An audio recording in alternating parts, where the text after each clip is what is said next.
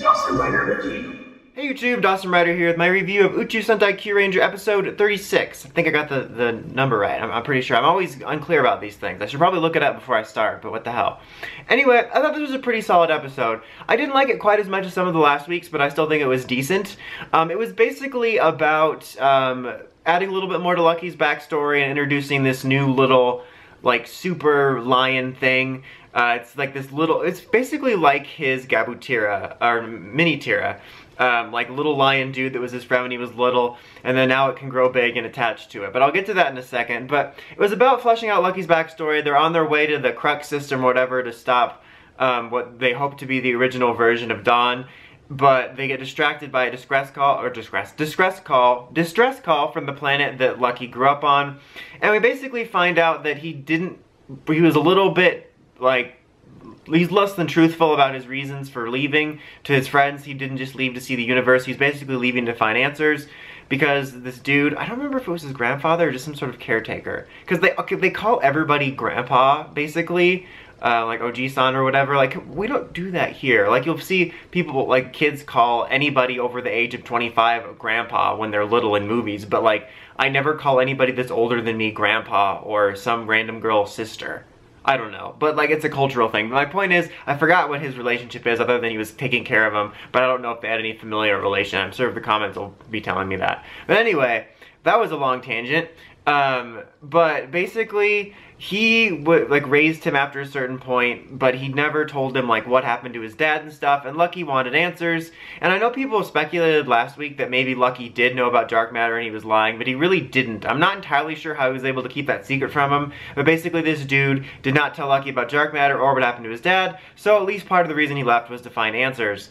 And you find out that Lucky's actually royalty, which I'm kind of here or there on that. I'm not really mad at it, but I just kind of hate when we have to make somebody, like especially mains, so special. But basically his dad was the ruler of the home planet of the Leo system, or the central planet of it, or whatever, and he's the prince, and that's why the dude was so protective of him, because he didn't want anything to happen to him, which makes sense, but also he should probably let the future ruler of a kingdom know about dark matter, because there was like no chances of dark matter being overthrown back then, so I don't know. But we were given that reasoning and stuff, and he sort of got to see how far Lucky had come and all that stuff. It was kind of one of those classic episodes where classic Kyuranger episodes more like it, where someone underestimates Lucky for whatever reason and then they're proven wrong.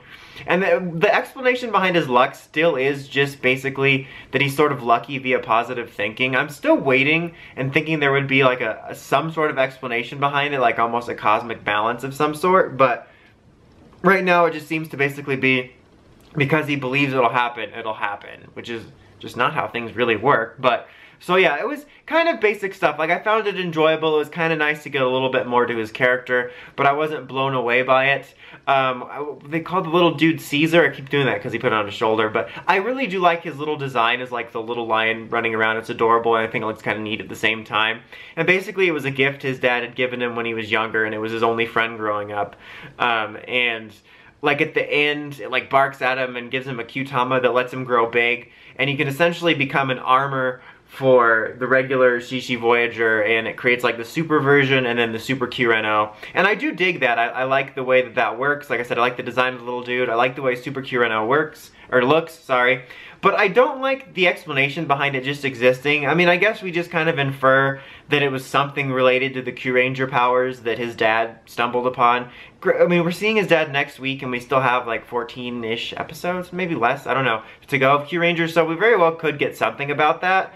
But for right now, that's like one of my only major complaints about Kyuranger is how vague the powers are, especially since in this week's build, we've gotten sort of like the building blocks of it where you can infer a lot of things. I think even more than Kyuranger, where it just sort of leaves it up to you. But Build gave us more evidence. But like this week, we actually got where they sit down and said, this is what happened. And I like that. And Kyuranger's mythology is potentially so interesting to me, and I would love to learn more about where the powers come from, other than, they come from space! Like, at least it's better than Zyuohger's, like, the Earth gave it to us because it's sentient for some stupid reason. So, I'd rather have it be vague than stupid, cheesy trash like Zyuohger's was. Kyuranger was trash too, but Zyuohger's story for that was trash. But anyway, Where was I going with this? Oh yeah, like it just kind of bothers me that it's just kind of like, oh yeah, this existed the whole time, and like, you know, it was resembled the Voyagers, but Lucky never said anything, and it just happens to work all fine. Like, I kind of doubt we'll ever get more of an in-depth explanation, but I think I would like to. Like, it's not something that at the end of the series I think will make or break the series for me overall, but it's just something that I think could really add to it, because I often find, like, the backstories and the mythologies of various powers to be interesting, so that kind of bothered me, but I do like him in of himself, whatever. Anyway, other than that, they sort of tried to approach the Crux system, the other 5 that didn't go to the planet and didn't go out so well. And next week it looks like we're headed back towards that goal, and we're actually going to meet Lucky's dad, because we found out that he is still alive, but he's surrendered to Jark matter. And we don't know whether it's a full-on, like, you know, he really did, or if it's there's a Dawn on his shoulder. One thing that I know for sure is that he looks absolutely hilarious. It's like the most generic King costume you could get. It's like, I'm gonna have a hard time taking the story seriously. But anyway, this is an overall solid episode. I'd probably give it like a 7.5. But until next time, don't forget to like, comment, subscribe. Awesome Rider, signing out.